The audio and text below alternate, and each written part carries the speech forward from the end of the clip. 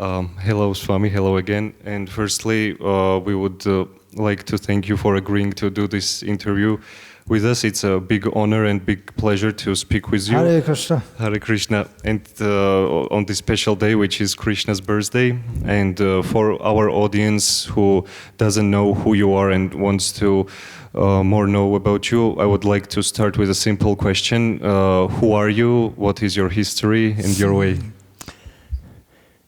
I am one of unlimited living beings within the whole universe, and my history is the same as the history of everyone else, birth after birth, in so many species of life, taking birth again and again and again. But my life in this life has become most blessed by having the blessings of a bona fide guru, by which I'm able to understand that I'm a spiritual being, I don't belong in this material world. That's it in brief. In brief. Thank you very much. And as far as I know, and correct me if I'm wrong, you were born in a Christian family, but you then found... Yeah, Christian, nominally Christian. Yes, and I would like to know, like, how did you find your way to Krishna, and when did you know that this was the point that it clicked to you? Well, to make a long story short, it's really the mercy of Guru and Krishna, rather than my scrambling and striving. In my teens, I realized that I didn't want to do what everyone else is doing, because no one seemed to be very happy doing what they're doing. And to make a long story short, I just thought, I have to do the best thing I can with my life, whatever it is. Then I was trying to think what that is, social service, this, that. And I thought the best thing is to try to find God. Serve God. But how to find God? I don't know. I don't know. But He mercifully found me. It's a very beautiful explanation of the journey. And before I pass the microphone to my colleague, I would like to ask you, I've heard about Christ consciousness, and today you mentioned also Krishna consciousness, and I'm not very well familiar with this topic, and I would like to know your take on what is Krishna consciousness to you, and how can you define it so that people can understand it very well? Okay, well let me ask you a question first. Where did you hear about Christ consciousness? I heard it on YouTube in several videos, and in podcasts people mentioned it. I think they've taken that phrase as an imitation of Krishna consciousness. Okay. Because I don't think that phrase was in common usage. Mm-hmm. So you think that the original, like the root is Krishna? I think they took the idea of Krishna consciousness and changed it to Christ consciousness, which ideally should lead to the same thing. Yeah, like different roads leading to the same ocean. Sort of like that. Something like that, yeah. Krishna consciousness, as you can understand, means to be conscious of Krishna. Yeah. We're all conscious. As living beings, that differentiates us from dull matter. Conscious means awareness, and Krishna consciousness means to be aware of who we are, who is Krishna. What is our relationship with Krishna? Krishna means all attractive. Reality, the beautiful. The Supreme Personality of Godhead. And to be Krishna conscious means to be always absorbed in love of Krishna. In brief. You can understand these are big topics, but we're just trying to make it brief. The highest stage of spiritual understanding or spiritual realization is immersion in love of God. You probably are very familiar with different paths that speak of the oneness of everything, which we don't deny in the Vedic philosophy, but above and beyond thinking that everything is one and I am part of one, that is a stage of spiritual realization. But there's more, which is personal, loving service to Krishna, and Krishna means all attractive.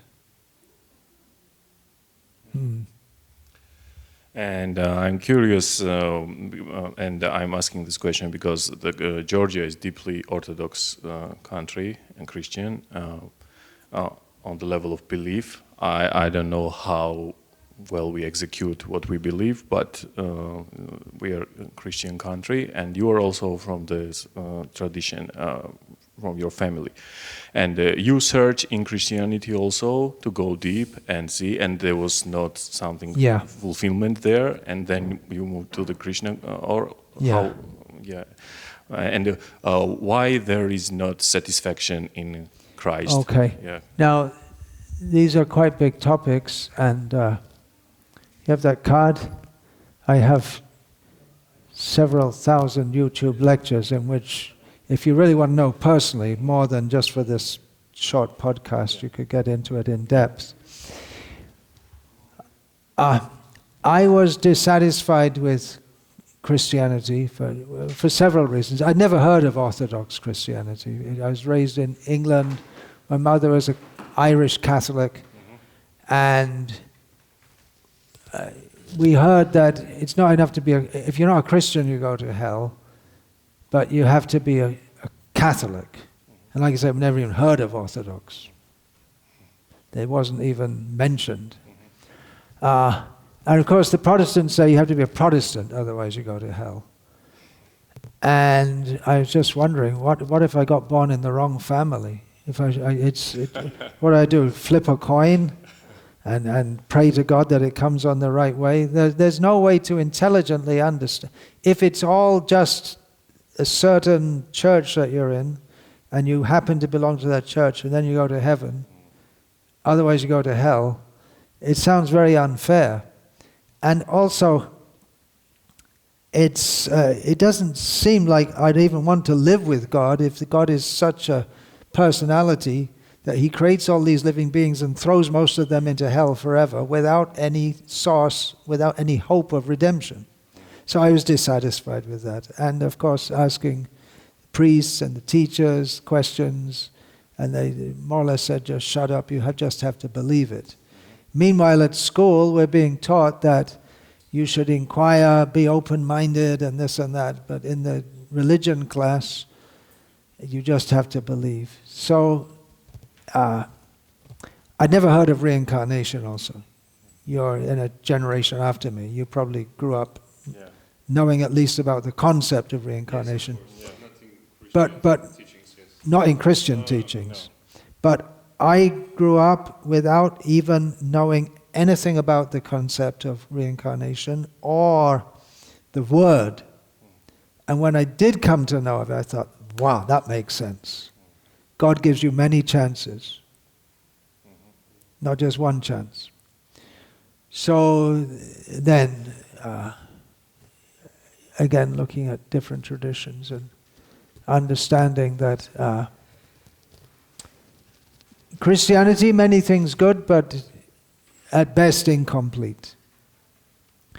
Because the concept of God is deeply flawed. The idea that God throws you into hell forever with no hope of redemption. Yeah, that's... and also, I'd become a vegetarian, and the idea that you have to eat meat to be a good Christian didn't click with me. So I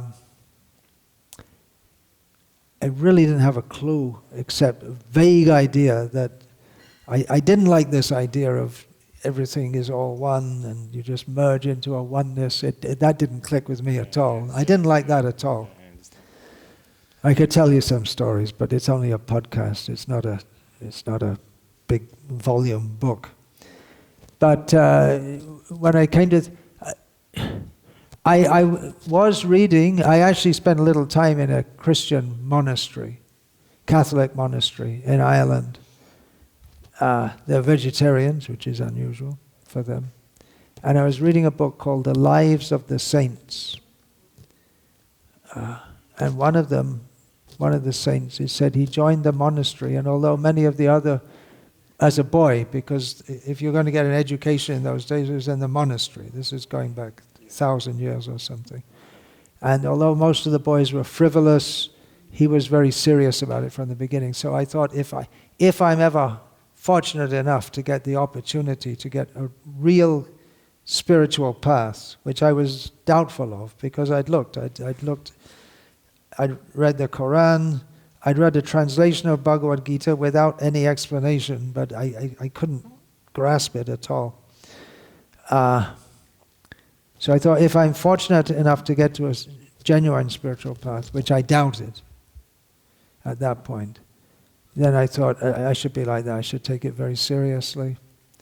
And then I read one of the books from this Krishna consciousness movement, translated scripture, translated by our Gurudev, Srila Prabhupada. And I couldn't understand much, but I thought, well, seems good, so I should at least check it out, if I'm going to be honest to myself. I didn't expect to find anyone who would actually live up to the ideals that they espouse. But when I came, I saw that it was very austere, because in those days we didn't have any money. Nowadays, this movement has money. I don't know if it's... Well, that has some advantages and some disadvantages also. It was snowing outside, there was no heating inside. And everyone got up at latest 4 o'clock in the morning, took a cold shower, and then went to the first service of the day, and they were dancing in love of God at 4 o'clock in the morning, freezing cold. I thought, these people are for real. And they're vegetarians, and their food is great. So I thought, okay, this is God is reciprocating. Okay, I've got to do it now. I was praying for some path, and this is it. Yes. And we know that you are a direct student of Prabhupada, and his service is incredible, because now everywhere is Krishna consciousness, and before Prabhupada there was not such thing. It's not known in the Western world at all, no. How you describe this personality and your we're going to do that tomorrow more, because today is Krishna's birthday and tomorrow is his birthday. Ah, really? Oh, we don't. Come back for... Well, where's that book, The Mood and Mission? Do you have that here?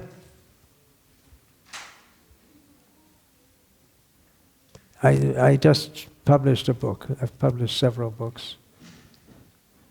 This is a brief overview of what Srila Prabhupada is all about in 3 volumes. Oh, come on. Wow. I'm not giving it to you, because we only have a few copies, and they're all already sold, aren't they? Yeah. Yeah, there's a queue also. For me personally, what we can do we have in Georgian that book, the Prabhupada's the brief biography? Do we have that? A PDF, something like that. So you can give them a link. Or give it in English. You have it in English here? Do you have it? The brief biography, yeah. Yeah, it's amazing. It's stated in Caitanya-caritamrta, which is one of the books translated by Srila Prabhupada, that Kali Yuge Yuga Dharma Nama Sankirtan Krishna Shakti Bina Nahetar Pravartan. In this age of Kali, which I think you're familiar with that, the Yuga Dharma, the powerful process for God realization, is congregational chanting of the names of Krishna. But no one can establish that in the world without being specially empowered by Krishna. So he was not an ordinary person. And you can read his biography and the struggles he went through coming to America with... He had 40 rupees, which was non-convertible. So he had nothing in terms of money. But he had books, and he had faith. I wrote about this in the book. What did he have? He had faith in the message of Krishna. He had faith in the names of Krishna. And he had faith in the order of his guru who had ordered him.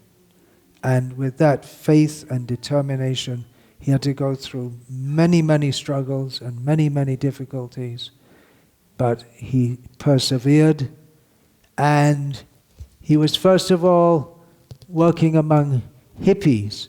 He had the idea that the high-class intellectuals would be interested, but they weren't.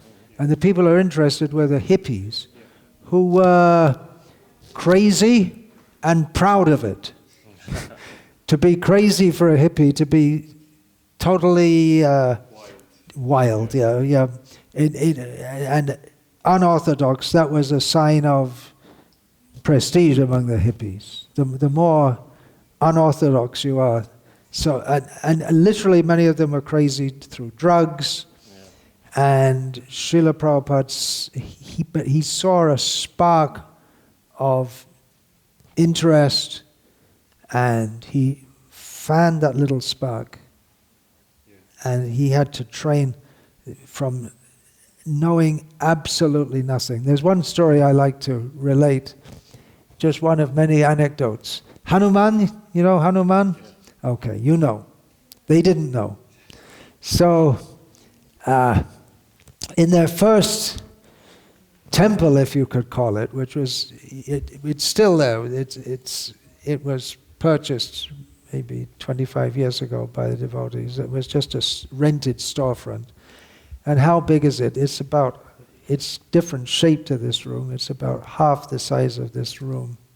What would you say? Because it's a different shape. It's like something like a railway corridor. Have you been there?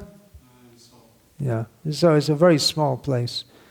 But it's just a rented room. And then some of his disciples who had been to India, disciples from New York, they'd been to India, and they'd bought different pictures. And in those days, if you bought pictures in India, they'd all be religious. And maybe they'd have Gandhi and Nehru also.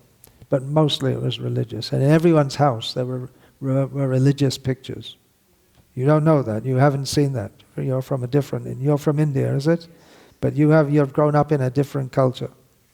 And now it's modern materialistic India. So they brought back some pictures, and one day they thought they'd decorate the whole place with these pictures, but they weren't sure which were suitable and which weren't suitable. And so after they put the pictures up, they asked Swamiji, as they called him at the time, "What's this?" There was a picture of Hanuman. And someone said, "Is it a cat?" Which is ludicrous. And everyone in India, even the Muslims and the Parsis and the Sikhs and the Christians and the Buddhists, they all know that Hanuman is a monkey, but they knew nothing. And Srila Prabhupada trained from the beginning.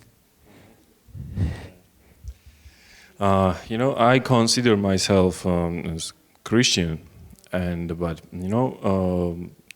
relationship with the God in this culture, the portrait of the Godfather is very strict, a very strict relationship, and punishments and something like.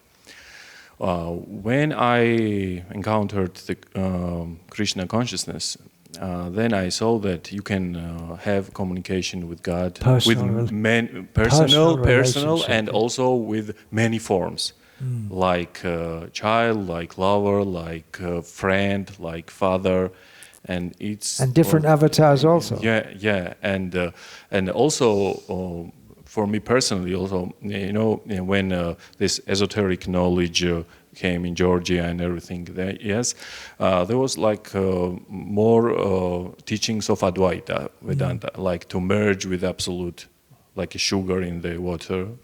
And something I was not like in that concept, because I wanted like the personal relationship with God, and then they told me that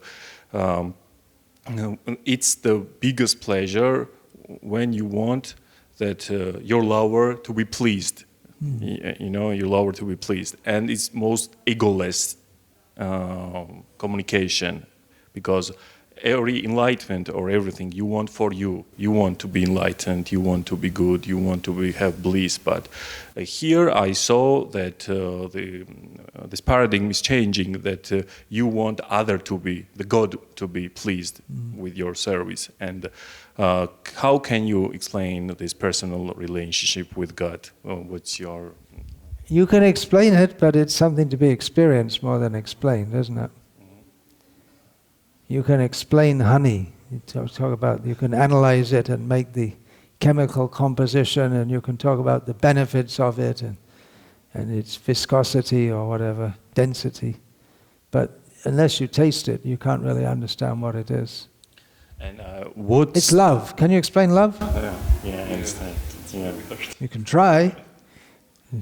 But why I want to hear from you, why Vaishnavas don't like the concept to merge with Absolute? There's no love. Yeah. It's negative. It's like spiritual suicide. When you feel so distressed, someone may want to commit suicide because they find the world is so bad. To lose their I, yes? They lose their identity, yeah. But also along with that, they talk about you have to give up your ego, but we often find that those who are talking about, they have the biggest ego of all, because they think, I am enlightened, I am God, and there's no God above me. Yeah. The idea of merging with the oneness kills all prospect of love of God or love of anyone or anything. It doesn't please Krishna. I would like to ask, during the lecture you mentioned the distinction between reality and illusion. And we live in an age where this ocean of information is available, both right and wrong. And sometimes it's very easy to get misled, even in religious teachings, like fake gurus or something, fake prophets, I don't know. And in every other field as well, like science and so on. And do you have any tools or recommendations? How can someone have a clear view, this is reality and this is illusion? How can someone distinguish these two? Well, in the beginning of Bhagavad-gita, these two terms in the beginning of Krishna's instructions, these two terms, sat and asat, come up, which I briefly mentioned. Sat means that which is real, asat means that which is unreal. Sat means that which is eternal, and asat means that which is temporary. So everything in this world is asat. Everything. Even the truths are also not fully true, or they're not half-truths. Well, they're true, but they're not of any real significance. The fact that Georgia is considered a country is true. It is a country in the modern world. But it wasn't true until about, 1990 something? It was an independent country? No, it was Georgia. It was a state within the USSR. No, we have a very long history. You have a long history, but as an independent state, it was only the 1990s or so. No, before that. Independence. Way before. Here was war. Okay, maybe this isn't a good example. But I understand your point, what you're saying. As an independent country with a seat at the United Nations, Georgia didn't exist, and is not going to exist forever. And the whole planet isn't going to exist forever. Yeah. So if we say that, if you look at the news, you'll see every day Donald Trump is up there. And he seems to be a very important person. And in secular terms, he is. But it's temporary. Have you heard of Lyndon Bernard Johnson? No. He was President of the United States during the 1960s. Every day his name was in the news. Now no one even, maybe in America people don't know him. Heard of him? All the way with LBJ. That was his slogan. And the war protesters had another slogan. Hey, LBJ, how many kids have you killed today? So he was the President of the United States, such a big figure. Yeah. Yeah. And if you say at that time he's the President of the United States, it's true. It's not true anymore. So these are all semi-truths, you can say. And there's the absolute truth, which is true in all times, places, and circumstances. Which is eternal. That is eternal, always true. That is spiritual. Krishna is the supreme absolute truth, and we are also true, as spiritual beings. We are true, but we're acting on the platform of untruth, because we're identifying myself to be a product of material nature. I am British or Irish. I have 2 passports. And you are Georgian. Yes. And he is Russian. And he is Indian. But these are all temporary designations. When I leave this body, I'll go to another body. And then whatever was true about myself in relation to this body will cease to be true. So this is all temporary. But my true identification is as eternal servant of Krishna. Thank so you. there's false, and you can't sort it out. How can you know? Yeah. Is there Big Bang or not Big Bang? Is the world flat or is it not flat? Does Donald Trump tell lies? Well, yeah, I guess you. Also in religions, when you read the all holy, politicians tell lies, and when you read the holy texts, yes, and if you are a sincere seeker and you're just reading the holy text, for example, if you read the Gospels, there Christ says that I am the way. Yeah. Follow me, I am the way. Then I'm you the read way, the truth, and the light. Yeah. And no one comes to God except through me. And then you read Gita, and then Krishna says that every path comes to me. He says, how can you say that this one path. is false and this one is right? And how just sincere seeker can distinguish that's a very those? important question, and that is one of the because even within the Vedic literature itself, there may be seeming contradictions. For instance, there are the parts of the Vedic scripture which talk about the oneness of everything. And there are others which establish difference, that everything is not all one. So this harmonization of apparently opposing statements is a major task of spiritual students and spiritual guides. When Jesus says, I'm the way, the truth, and the life, and no one comes to God but through me, that can be understood in that particular place and time. That was true. There was no one else teaching as he was teaching. But clearly, that was another thing I was thinking, when I became aware in my childhood that there have been ancient traditions far older than Christianity, which speak of God, and there have been self-realized people. So clearly it's not exclusive. As maybe it's good for people at some point to think this is the only way. It's good for them to help make their resolution strong. But if we see in the context of the whole history of spirituality, then it can't be considered wholly true. And then if you want to get into it more, John's gospel is different to the other 3, the synoptic gospels. And John has, this comes in the Gospel of John.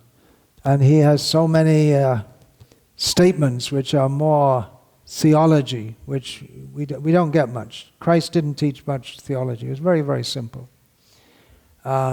Starting from the very beginning of John, that in the beginning was the Word, and the Word was God. The Word was with God, and the Word was God. It's very mystical. I would also like to ask you...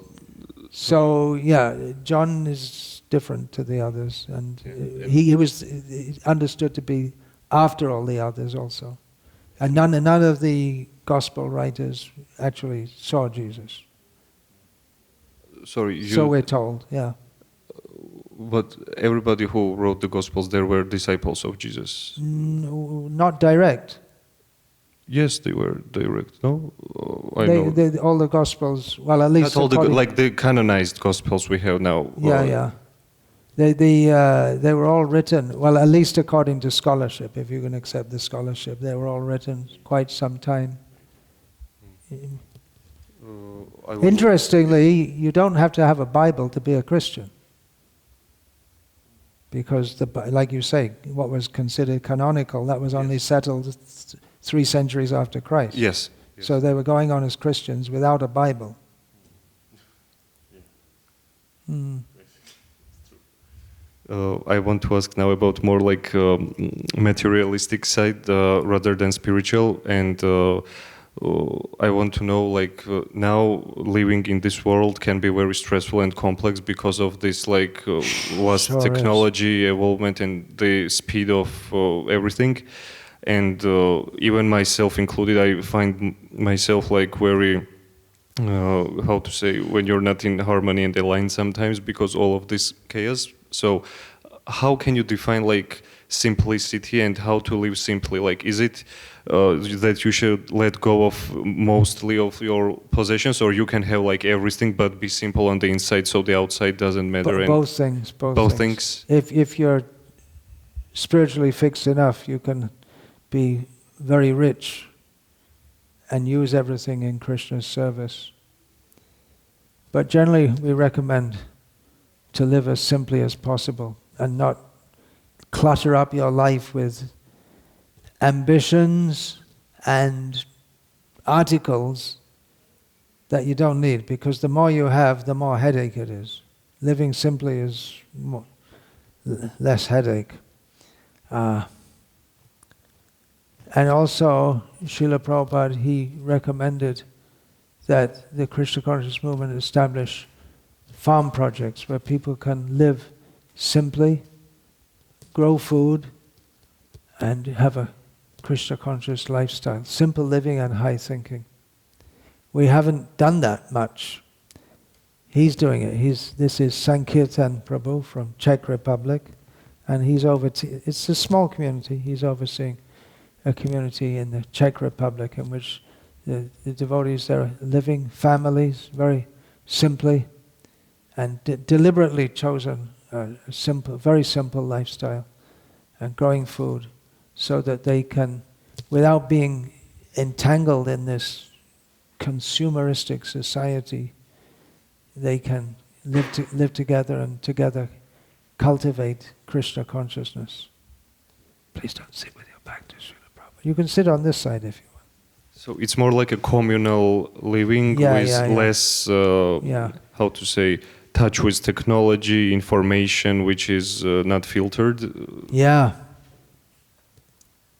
What's that Beatles song, I can't get no satisfaction? It's Rolling Stones. When I'm driving in my car and a man comes on the radio telling me more and more about some useless information. Yes. Supposed to inspire my imagination. I can't get no satisfaction. And the information overload that was in the 1960s, was it? Or early 1970s? And it's, whoa, the information overload's gone way, way over since then. So yeah, you don't need to know all the things that cramming into your head. And don't you think there's a way to like merge this technological side with the spiritual? Definitely. That's what you have all this. We also have equipment, and we're using this for getting the message out. Yeah. So it's like the technology should not be using us, rather than we should only use it and not get attached to it. If we can use it for helping people to come to pure spiritual consciousness, then definitely should be used, shouldn't it? Yes, of course. You can't avoid it in the present world. Someone asked me 2 days ago about something, what was that? How much should we involve with AI? And I said that's not up to you. You can't avoid it. Yeah. You don't even know, but it's already part of our lives. So we can also utilize it in Krishna's service. The practice is very important in every direction of spiritual path, and I'm very interesting your opinion. There are practices like sitting still with closed eyes and just observe the thoughts. But I see that in the Krishna consciousness is more like mantra chanting. What's the Well, difference. What's the difference between? Well, there's a lot of difference. Yes, You're talking and about this. how can, the significance of chanting the Mahamantra and about Mahamantra. What can you say? You're talking about mindfulness meditation, which was just one small strand within Mahayana Buddhism, which was popularized from about the 1940s, and then somehow it came to the West and became very popular. Vipassana. It never was a major strand in Buddhism, but it's become very popular. It's not directly spiritual. It's a mental technique, you can say. And they say it's good for relaxation and stress relief and this and that. But chanting the Hare Krishna mantra means it's not stress relief, or it's linking with Krishna in love and service. It's a different vector altogether. It's taking a very positive approach. Yeah, and the Mahamantra, as far as I practice it, it's very powerful. Sure is. It's the Very most powerful mantra there is, it's because very, it can deliver us from material life and give us love of Krishna. And you say that now is Kali Yuga, the age when spiritual things are declined, and only way to get contact with God is to repeatedly chant this word, His words, because the word is Himself. Yes. Yeah. And you know, when I see the practice, I see that they are chanting this Mahamantra, and they are very powerful, strong personalities. Who are you referring to? To Bhakti yogis, yes, Vaishnavas. Yeah. When I see that they were very strong, and they have this aura that it's very strong, but when I look closely, you know, too much love. When you have too much love and bhakti, maybe you are like just one-sided, you know, just love, just love. You should hate also? No, you also need some knowledge, you know, some things that intellectual knowledge also. I think that's important. Also. Not only the heart, but also intellect to be in balance. And how you look this. Well, we don't deny that. Where's the set of Bhagavatam? You have a set of Bhagavatam? You have the first canto here in English? Okay, this is the first volume. There are 18,000 verses. And the first verse is Janmadyasya yaton vayadyatartas chathesh vagnyao svarat tene brahma hridaya adi kavaye muhyanti yat suryaha tejo vari mridang yata vinimayo yatra trisargo misha dhamna svena sada nirasta kuhakang satyang parang dhimahi. The first verse is first of 18,000 verses. If you'd like to read that. We just recited the Sanskrit. You'd like to read out? Is this in Georgian? The script looks like Burmese or Sinhalese script. I doubt. O upalo chemo Shri Krishna, Dzeo Vasudevasi, O qovlis gamჭოლო, ღმერთების პიროვნებაო, მოწიწებით გეთაყვანები შენ. მე ვმედიტირებ უფალ შრი კრიშნაზე, რადგან იგი აბსოლუტური ჭეშმარიტება და გამოვლენილ სამყაროთა შექმნის, არსებობის შენარჩუნებისა და განადგურების ყოველ მიზეზთა თავდაპირველი მიზეზია. მას უშუალოდ და არაუშუალოდ გაცნობიერებული აქვს ყოველი გამოვლინება და მოუკიდებელია, რადგან არ არსებობს მის მიღმა მდგარი რაიმე მიზეზი. And then you he's going, მხოლოდ მან ერთადერთმა გადასცა გულში ვედური ცოდრა ბრაჰმაჯის თავდაპირველ ცოცხალ არსებას. იგი დიდ ბრძენებსა და ნახევარ ღმერთებსაც კი აქცევს ილუზიაში, ისევე როგორც ადამიანს ატყუებს ცეცხლში დანახული წყლის ან წყალში დანახული მიწის ცრუ გამოსახულება. მხოლოდ მისი მიზეზით ჩანს რეალური ბუნების სამი მოდუსის ურთიერთქმედების შედეგად დროებით გამოვლენილი მატერიალური სამყაროები, თუმცა ისინი არა რეალურია. ამიტომ მე ვმედიტირებ მასზე, უფალ შრი კრიშნაზე, რომელიც მარად არსებობს მატერიალური სამყაროს ილუზორულ სახეებს მუდამ მოკლებული ტრანსცენდენტულ სავანეში. მე ვმედიტირებ მასზე, რადგან იგი აბსოლუტური ჭეშმარიტებაა. Knowledge is there. Yeah. It's called in the Bhagavatam, it's called Bhagavat Tattva Vijnanam, what is it? Sangasteshu Bhajayate. It's called the knowledge of the personality of Godhead, scientific knowledge, which frees us from material association. So we'll find in the Bhagavatam both knowledge of God and the information that will inspire our feelings for Him. Both are there. So both sides are there. And we say both sides, but actually they're completely interrelated. That's also one thing, actually, which is much developed over the Abrahamic religions, is actually knowledge of God. Yeah. Okay, so God is all-pervading, that's omnipresent, omniscient, omnibenevolent, and omnipotent.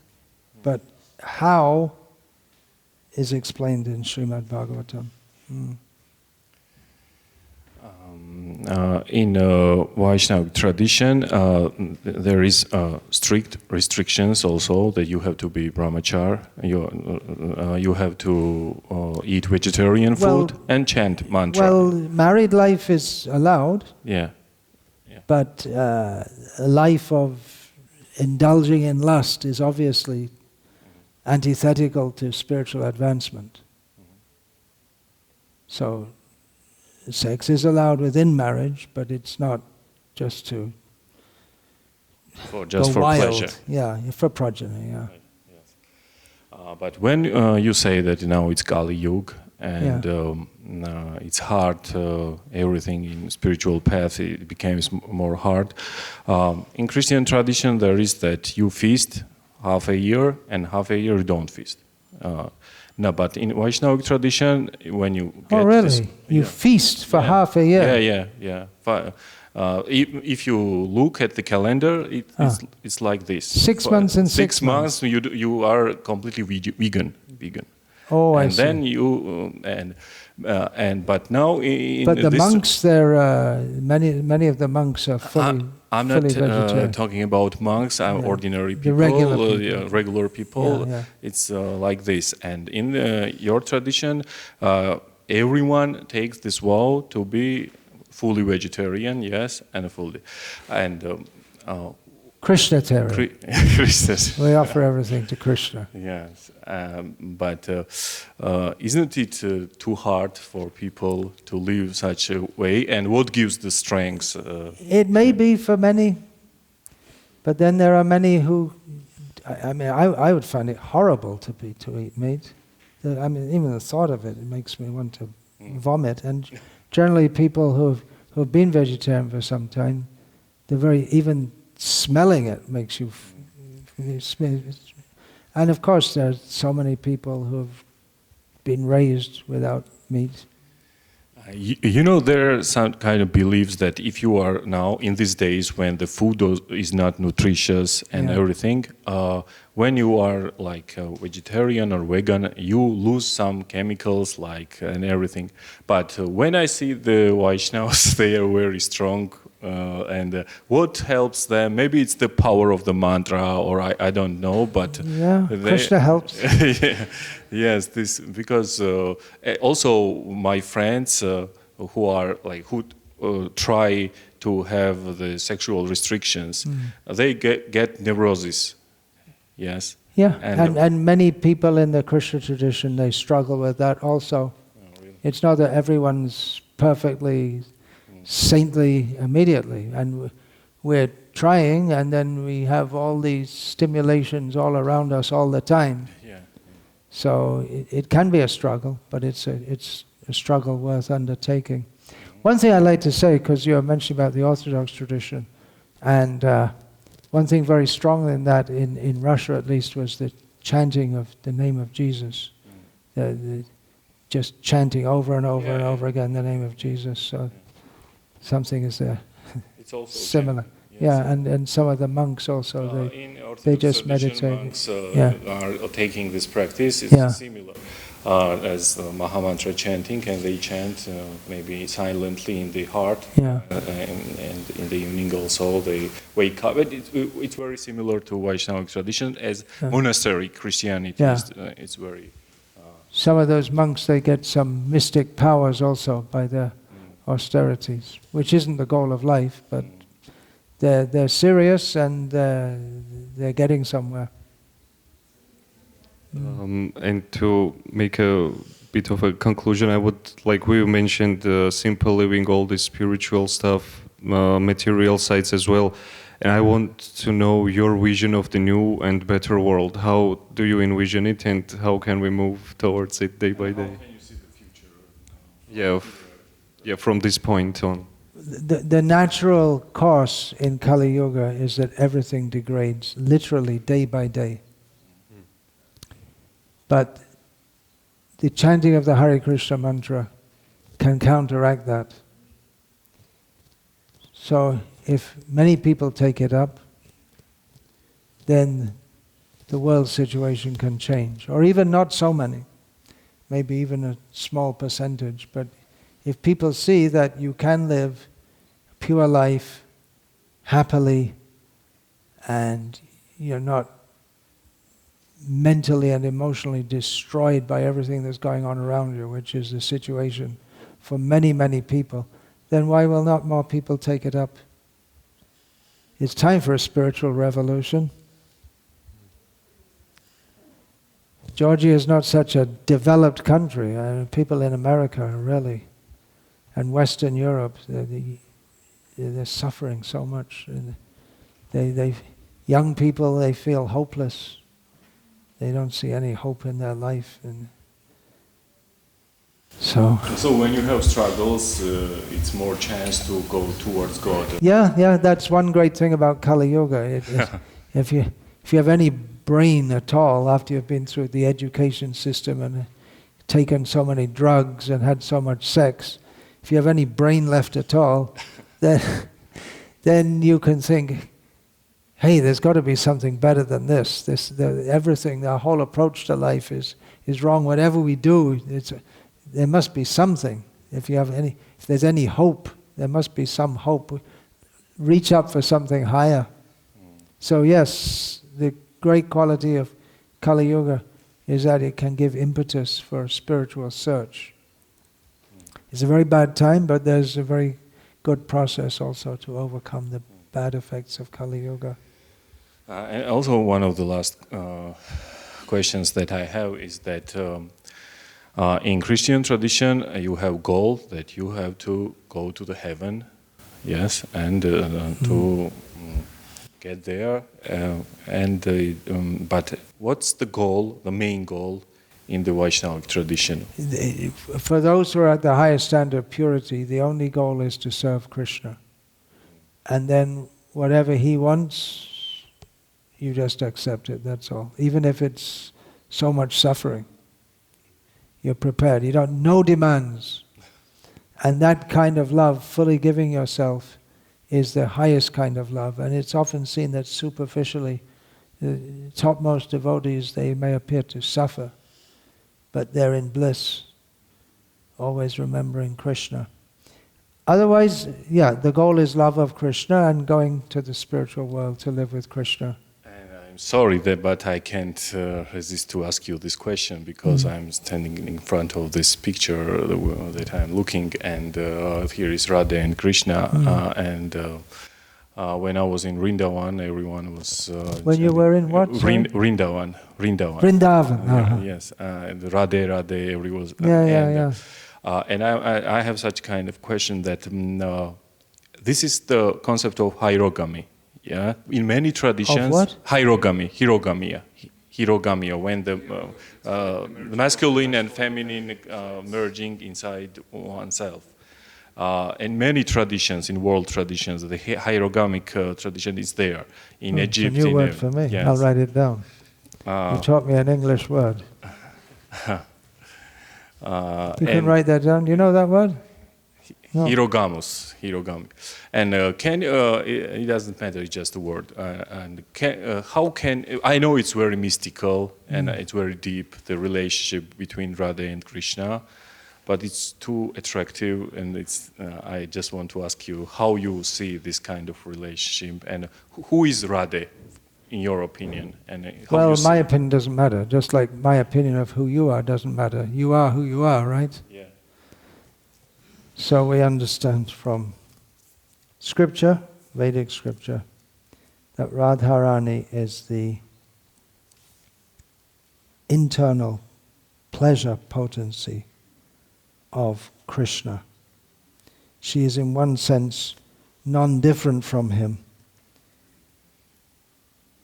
but she is different as male and the archetypal male and female in spiritual existence. She's the greatest devotee of Krishna.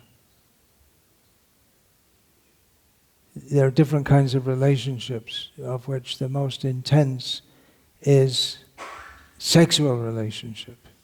In this material world, the sexual relationship is a cause of bondage and suffering. But in spiritual existence, it's the highest, most intense love is there. But we're somewhat cautious in discussing this because our lower tendency, we tend to mix up in our minds the lower tendencies. So we should be very cautious in approaching this subject matter. We worship Radha and Krishna. The whole aim is to, when we say pleasing Krishna, that is a general statement, but more specific, we have to try to please Radha and Krishna. And a very beautiful concept is that everyone serves Krishna. I heard this. Everyone serves Krishna, but Krishna serves Radha. Yeah. He likes to serve his devotees. Yeah. Love means it's not one way. Yeah. That's not real love, is it? It's reciprocal. Thank you very much for your time, for the talk. It was really nice. Very happy that you ask such nice questions. We're also very honored and very happy. And don't usually get such nice questions from knowledgeable interviewers. Thank you very much. Oh, you must have this already, I guess. Yeah, I have. You have? What is this? Bhagavad-gita. Yes, I have also at home. Yeah, I can presume. Yes. Okay, you can have it. ბატლობა მეგობრებო, ეს იყო შენი პოდკასტი, მომავალ შეხვედრამდე. Prasadam. Okay, there you go. Hare Krishna. Hare Krishna.